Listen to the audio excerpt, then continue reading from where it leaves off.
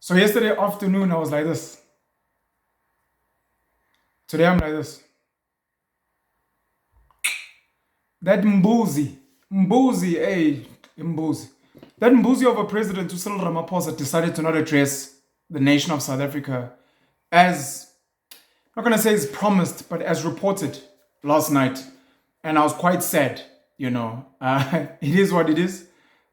Sticking to the way we know him, cowardly, not decisive, went and he did what basically it does, which is flip-flopping and whatever Ramaphosa does.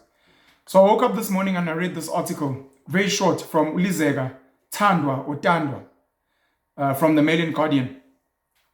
Why Ramaphosa made a U-turn on announcing his resignation. This is mg.co.za. It took nearly half of Thursday, which was yesterday. I'm recording this at roughly around 10:30 in the morning on the 2nd of December 2022. I'm going to upload it a bit later. So you guys might see it at, what's a good time? 12. You guys might see it at 12 or 1 o'clock.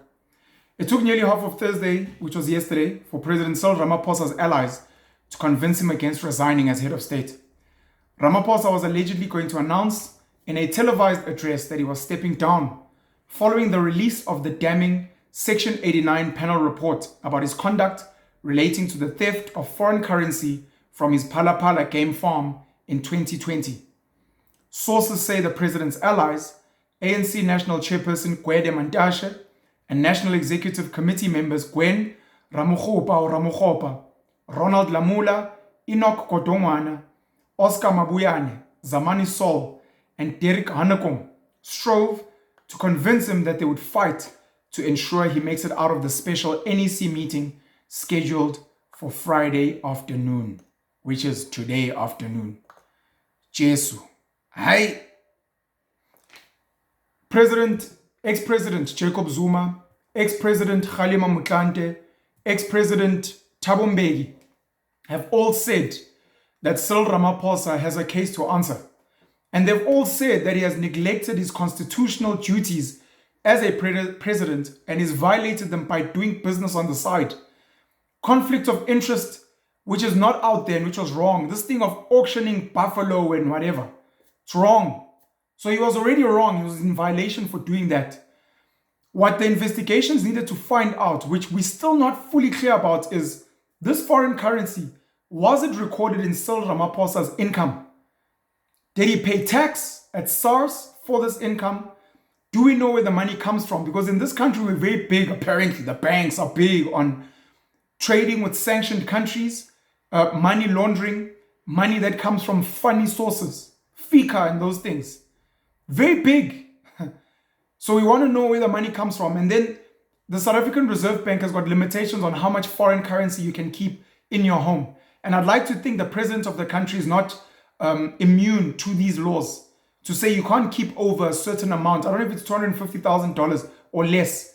It could even be 25,000 US dollars. You can't have more than that on your home, on your person. So there was an issue with that. They wanted to investigate that, but here there was a problem. And all of them said he has a case to answer and this is problematic, and they've asked him to speak out, of which he tried to answer immediately when the story came out, and then he quickly pulled back. And then these investigations that keep getting kicked forward have gone. The panel now have gone and have said, look, there's a problem here. And now for me, a few things may happen, which all of them are problematic. The first one is Cyril may resign on his own accord. If he resigns, he says, guys, look, maybe I have broken the code of the office as the president, blah, blah, whatever. He steps down. Oh, what an ethical chap, high integrity. If he resigns, of course, we'll see the stain on him. And it will be a stain on the ANC and what had happened and everyone who had defended and supported him during this time. But the fear is if he resigns, he may not have these presidential powers and benefits that may protect him from attacks from people from the outside, whether it's ANC factions or other people from the outside, to be like, you might be a criminal. To go and maybe investigate his dealings with Shanduga and Glencore, where he was involved in a joint, I think it was a special purpose vehicle, SPV, or some joint venture that he had with Glencore to make sure that they supply coal to Eskom, which may have been a violation and a conflict of interest as well. And some of these other deals that have been involved. What happened with the Marikana, of which there still hasn't been real justice. What happened with the relief money, the COVID relief money, which disappeared under his watch, of which some of it is linked to another potential presidential candidate, Uzweli Mkhize. He may not be protected in the same way when Jacob Zuma stepped down, he started being attacked and we saw him get arrested. Of course, for contempt of court with the Zondo Commission, but that's just political games. What happens if this matter does not go for vote in parliament to be impeached? That'll mean Cyril just gets a get out of jail free card and life moves on. And we've seen the garbage. And the ANC leaders and ANC members will carry on telling us this is the guy. And we must respect that and say, oh, there's integrity here, which will be garbage. What happens if it does go to parliament and they get to vote, where it needs a 2/3 majority for Cyril to be removed? What happens if the ANC in parliament says, no, we want to keep him because they want to go against the opposition parties? That means the ANC are agreeing with any potential crime that happened. Again, we have to now trust this African National Congress and its voters going into 2024. Highly problematic. What happens if he gets impeached and he refuses to leave office? Donald Trump was threatening to do something like that in America. What happens then? Big problem. Cyril leaves, who comes in? Didi Mabuza, who's kind of been absent and gone. Caretaker President Paul Mashatile, someone like maybe a Naledi Pandor to hold on, Angie Mutsikha to hold on, Gwede Mantashe to hold on. Obviously, Oais Mahashule are gone because they're also dealing with their own flames, being attacked because of squabbles. Through all these political games and turmoil and Game of Thrones and stabbing each other in the back, who cares about the people? Who cares about the people? It would be one thing for the ANC and the government, including the DA, EFF and other parties that are in parliament. It would be one thing if they were having squabbles, but they're serving the people. So Cyril is corrupt, Jacob Zuma's corrupt, other people are corrupt, but the roads are in good shape. We have sustainable energy. The people are being served. Things are getting done, but they're corrupt. It comes out, ooh, scandal. But now these guys are corrupt and they're not serving the people. So focused on nonsense and politics and garbage. Very upsetting for a person like myself. Very upsetting, but I'm trying to detach myself from politics. What happens come December 16th where the ANC has to vote for a new leader? Does Cyril get to run again? Or if he steps down or if he resigns now, what happens from there? Uzweli Mkhize, is he really a good candidate? He's been stained as well. But then who comes in? Lindiwe Sisulu, does she become nominated last minute? Nkosazana Dlamini Zuma? Does Didi Mabuza start speaking out? Or Ace Mahashule, if they still stepped aside, can they put their hats in the ring? Does Gwede Mantashe want to run? Do people like Obalega Mbete come back? Does Ronald Lamula say, hey, I want to run, guys? What happens? It's a mess. It's come through now in the media and through social media, mainstream media and social media, that people don't want a government run by a compromised candidate like John Steenhuisen of the DA. Even in a coalition government, where let's say the ANC goes under 50% and the DA, EFF, Action SA, IFP, Patriotic Alliance and other political parties, Freedom Front Plus, come together and they say, no, we're going to have a coalition. We actually want a DA leader to lead. It's going to be John Steenhuisen. People don't like John Steenhuisen. So then who? Does Herman Mashaba come in as a compromise? Does Julius Malema, who is so polarizing, does he become the candidate? It's tough from the political noise that we have now. Anyways, Game of Thrones, we're going to see what's going to happen. I'm just bored that Mbuzi didn't even address the people yesterday. He didn't have to resign. He could have just been like, look, a panel has issued this thing. It's going to be going to this matter. We're going to be discussing it. And then maybe in the coming days or next week, there will be more details to follow. I'm ready as your president of the country to follow whatever's been recommended, as he always says, which is a pile of rubbish, etc., etc. It's 2022, it's December, and his bank statements have still not been unsealed. We still don't know who funded his campaign to this day. He went to the Zondo Commission where he was treated with soft gloves, where Brian Mlife, Matsela Koko, and other people were saying Cyril needs to be investigated. He was shafted to the side comfortably. And then he got the nice commission report from Judge Raymond Zondo, Chief Justice, and then he went and he appointed him as Chief Justice. That's the country we live in, which apparently is not captured. Zuma and the Guptas captured South Africa. Cyril and his people apparently have not captured South Africa. This is where we are. At a time when we've got bad energy, at a time when huge unemployment, Businesses have had to close down. Greater social welfare from like 19 million to close to 30 million people on social welfare. We've never been downgraded. Our rand has not been hammered. Now all of a sudden, apparently, because of Zuma potentially resigning, the rand is being affected. That's bullshit. We're being fucking lied to either by the people that run finance in this country or by the global markets or whoever's in control. Zuma changes his cabinet, shuffles his cabinet, the rand goes haywire. COVID money is stolen, nothing. Businesses are collapsing, nothing. Steinhoff scandal, nothing. Rampant load shedding, nothing. SAA sold, nothing. SOEs, nothing. Cyril Ramaphosa and his brothers-in-law are involved in business, nothing.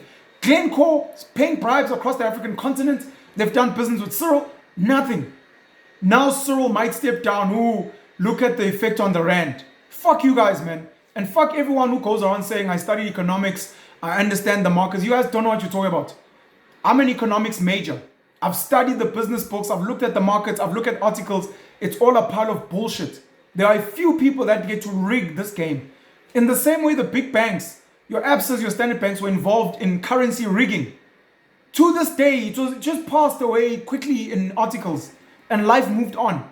A few fines paid, some people admitted, no one arrested, the banks were not shut down or called to order. We're freezing you guys, we're firing these people because you guys were rigging the currencies. No one, nothing. Come on. Get the fuck out of here, man. One more article before I get out of here. iol.co.za. Written by Maibongwe Makrina. Pressure on Ramaphosa to quit in the wake of Phala findings. As I said yesterday, I was here.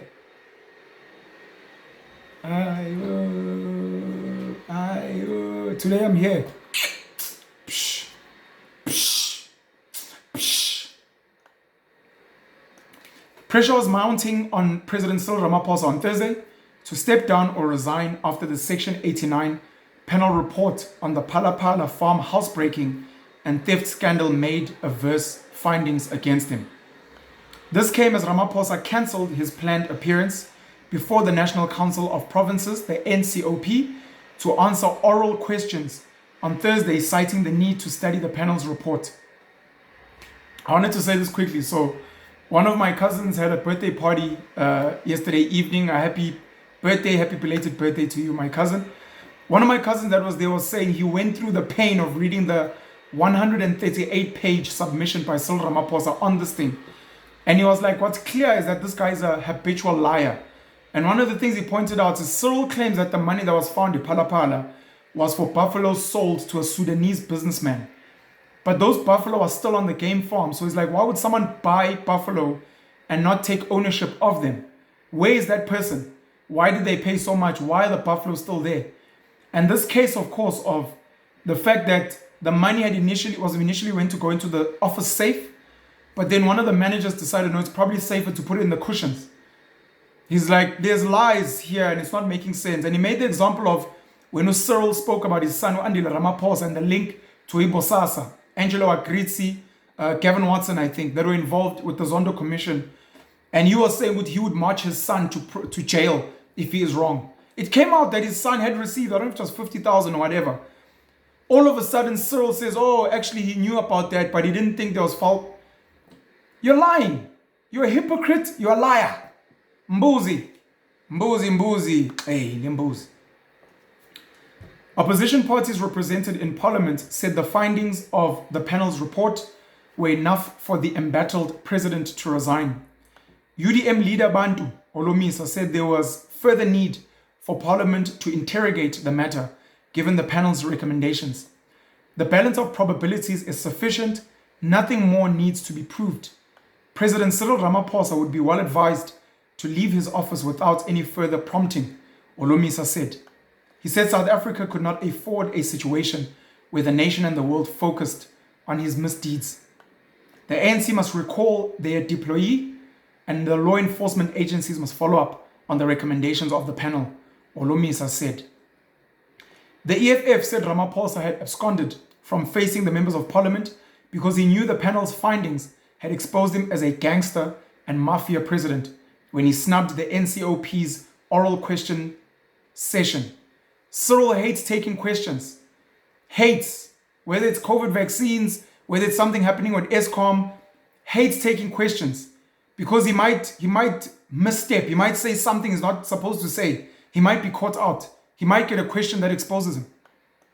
Spokesperson Snao Tambo said the president not only violated the constitution, but spat in the faces of South Africans. The EFF cautions Ramaphosa and advises him that he cannot hide forever. His best course of action remains immediate resignation because he will never know peace in any sitting of parliament, Tambo said. Freedom Front Plus leader Peter Groenewald said the findings of the Section 89 panel that there was sufficient prima facie evidence to impeach Ramaphosa left him with no other choice but to step down immediately. The findings leave no room for doubt that various criminal offences were possibly committed, and it brings into disrepute both the office of the presidency and the office of the president, Groenewald said. NFP MP Mansour Sheikh Imam said South Africa could not afford another president with criminal charges hanging over his head. The NFP calls on President Cyril Ramaphosa to immediately step aside or face impeachment following the damning findings by an independent panel investigating the Phala farm scandal, Sheikh Imam said. But Minister in the Presidency, Mondli Gungubele, said this was not the first time a call had been made for Ramaphosa to step aside. It's been ongoing. To us, it is not new, he said at a post-cabinet briefing. He said Ramaphosa had respected the country's laws and had subjected himself to the processes investigating the Phala saga. We have not seen anything untoward as far as laws of this country are concerned, he said. Gungubele downplayed the finding by the panel that Ramaphosa had a case to answer, as prima facie meant inconclusive. Meanwhile, the DA has called for early elections, with its leader John Steenhuisen saying Section 50/1 of the Constitution made provision for the scenario where the president and his government had lost the mandate and legitimacy to govern, and a new mandate must be obtained from the people. I will table this motion in the National Assembly, and I will call on all members of the House, regardless of party or affiliation, to support it so that we can urgently close this chapter of corruption and get back to dealing with our country's many challenges, he said. President Cyril Ramaphosa of South Africa, following hot on the heels of multiple charge accused ex-president Jacob Zuma, who has also been in prison. This is what we're seeing from our leadership as a nation, the leadership of the African National Congress. And again, the sadness of all these senior ANC members that either turn a blind eye or keep quiet, or they attack their own people without being honest about what's happening. Then there's the normal ANC members. Then there's the ANC voters, of which some of them are still insisting on social media to defend blatant corruption, blatant maladministration, blatant inefficiencies in running basic parts of this country. And then sadly, a lot of these other opposition parties are not much better. Here we are as a nation. Again, I beg, as Penuel the Black Pen, I beg, in your community, find leaders that are good or put your hand up. I want to lead. I want to lead in this community. Create WhatsApp groups, create Telegram groups, create Facebook groups. And in those groups, begin setting points of action. Action task force, mini committees. Can we fence our community? Can we make sure it's secure? Can we have great police visibility? Or can we have our own neighborhood watch that we can raise money for? Can we set up a stockpile in our area? Can we create or set up community gardens so we can be fed? Can we make sure our roads are good and we close potholes and roads are well maintained?